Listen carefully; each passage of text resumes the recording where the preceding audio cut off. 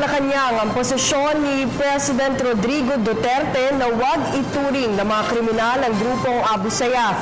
Ayon kay Presidential Spokesperson Ernesto Abella, naiintindihan ng Pangulo kung bakit patuloy na nagagawa ng naturang bandidong grupo ang kanilang mga masasamang gawain. Dala na rin anya ito ng kanilang pagiging desperado, ngunit hindi ibig sabihin nito ay hindi na sila pagbabayarin sa kanilang mga kasalanan.